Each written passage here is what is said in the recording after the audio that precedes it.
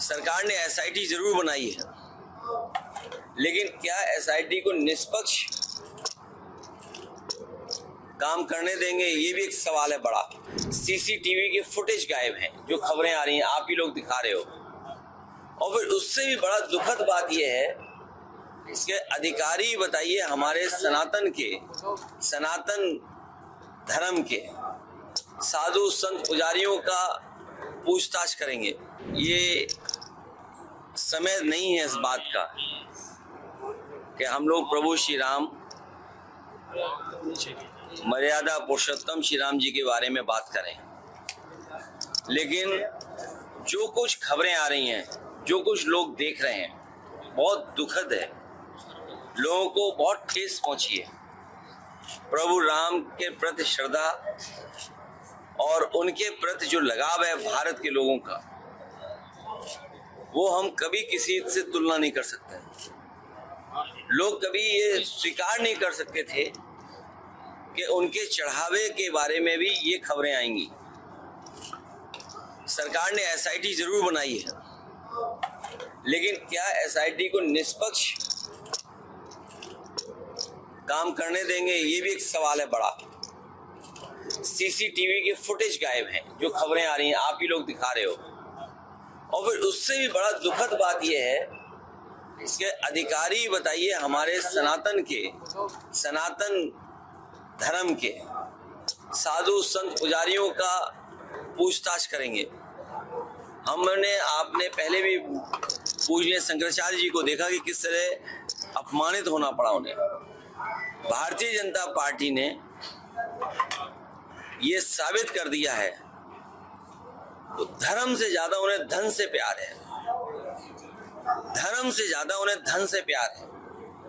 और सनातन परंपरा को इतनी बड़ी ठेस पहुंचाना कोई कल्पना नहीं कर सकता था।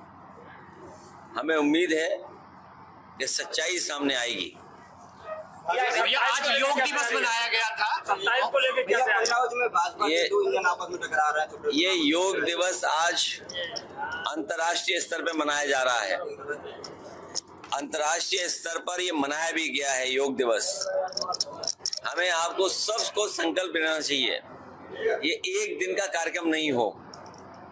योग हर दिन प्रतिदिन हम लोग योग के कार्यक्रमों में शामिल हों, या व्यक्तिगत रूप से योगा हम लोग करें, उसको सीखें, समझें और हम किसी को गुरु बनाएं, उसके माध्यम से सीखते रहें। लेकिन भारतीय जनता पार्टी योग से भी राजनीतिक लाभ लेना चाहती है। और भारतीय जनता पार्टी के लोगों को देखो कि केवल अंतर्राष्ट्रीय योग दिवस के दिन योगा करते हैं, अंतर्राष्ट्रीय योग दिवस के दिन योगा करते हैं, और बाकी 364 दिन सीसीटीवी से सीसी करते हैं।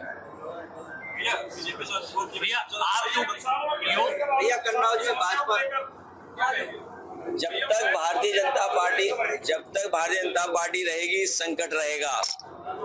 आलू का संकट हो, देश पे संकट हो, महंगाई पे संकट हो। बीजेपी रहेगी तो संकट रहेगा, बीजेपी हटेगी तो संकट हटेगा।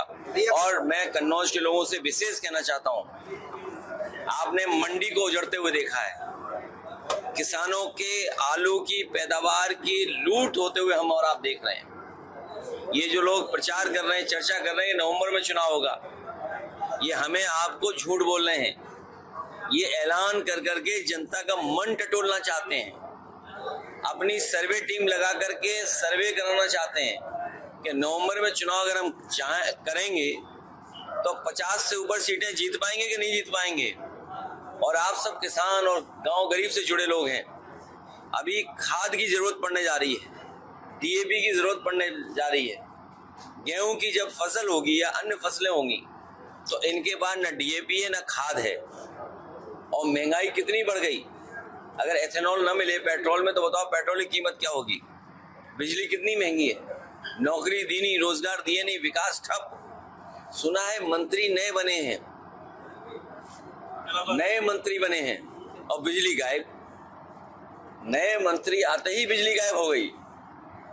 और उन्हीं के क्षेत्र में, वो कौन सा गांव है जहाँ सोलर का प्लांट लगा है बिजली का, फकीरेपुरवा। मैं ये कह रहा हूँ समाजवादियों ने तो फकीरपुरवा में एक बिजली लगवा दी थी। एक नए गांव में ये बिजली लगा के दिखा दें, फ्री बिजली। भैया कन्नौज में भाजपा के दो इंजन आपस में टकरा रहे, सूरत में नाम मशीन की लड़ाई चल रही है, कैसे फायदा मिलेगा? ये इंजन इसलिए टकरा रहे हैं, इनकी भ्रष्टाचार की टंकी बड़ी हो गई है। भ्रष्टाचार की टंकी बड़ी हो गई है। नीट परीक्षा को लेकर पूरे देश में विरोध चल रहा है और छात्र जो है विरोध कर रहे हैं परीक्षाओं को लेकर। नीट पर प्रश्न लगे हैं। यूपी में ही 4 लाख बच्चे प्रभावित हुए हैं। 4 लाख का मतलब हुआ अगर परिवार के 5 लोग सदस्य, तो 5 गुना 4 लाख 20 लाख लोग भारतीय जनता पार्टी को हराने के लिए तैयार हैं। और जब 20 लाख का हर विधानसभा में कहोगे तो विधानसभा में कितने वोट पाएंगे बीजेपी के लोग? और किसी भी इनकाउंटर के पक्ष में हम लोग नहीं हैं। संस्थाएं हैं, कोर्ट है, एजेंसीज हैं, हमें उन पर भरोसा करना पड़ेगा। हमें उन्हें स्ट्रेंथन करना पड़ेगा।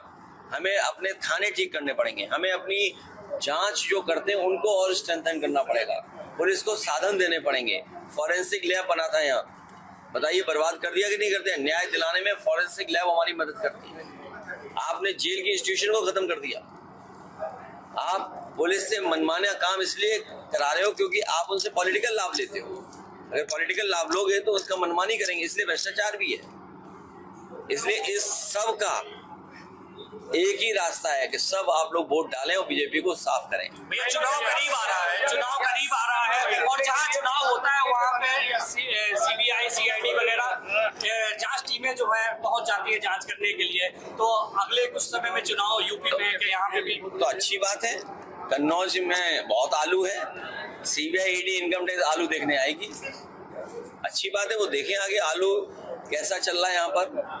और जो हाईवे की वजह से मंत्री जी का विभाग हाफ हुआ है, हमें उम्मीद है एक्सप्रेसवे पे चलेंगे जब ये विभाग के लोग, तो ये तो जरूर जानकारी करेंगे और सीधे हाईवे से वहीं जाएंगे जिनकी वजह से आगरा लखनऊ एक्सप्रेसवे खराब हो रहा है। बीजेपी नहीं चाहती है कि लोग आगरा लखनऊ की एक्सप्रेसवे की तारीफ करें। वो अपने जैसा एक्सप्रेसवे बनाना चाहते हैं। जैसे उनके एक्सप्रेसवे में खराब हो गए वैसे ये भी बनाना चाहते हैं।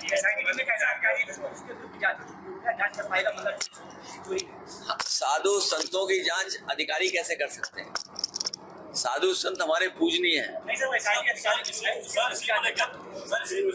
एसआईटी की जांच कौन करेगा?